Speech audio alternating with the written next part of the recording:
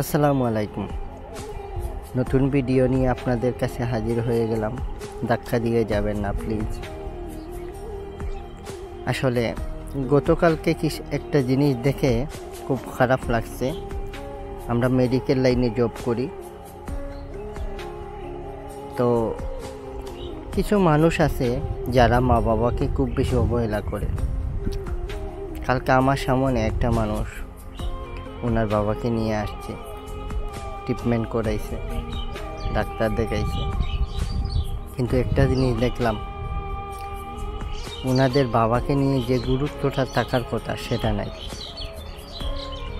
কিন্তু সেই বাবা আমাদের একটু কিছু হলেই পাগল হয়ে যেত।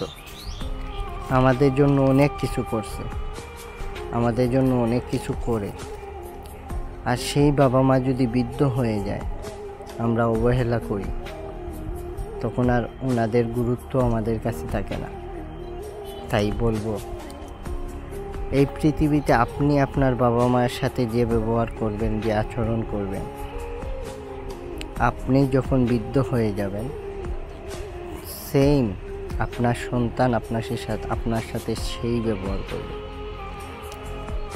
অনেক মানুষ আছে বুঝেও বুঝে না, অনেক মানুষ আছে ইচ্ছাগতভাবে মা বাবাকে কষ্ট দেয়। কিন্তু আমার কাছে একটাই কথা, ভাই বোন, আপনারা মা বাবাকে কষ্ট দিতে হলে একটু চিন্তা করবেন। এই পৃথিবীতে দুনিয়াতেই মিলে। আমরা যদি এমন কিছু করব না যে কারণে মা বাবা কেঁদে আল্লাহর আরশ পর্যন্ত কাঁদায়।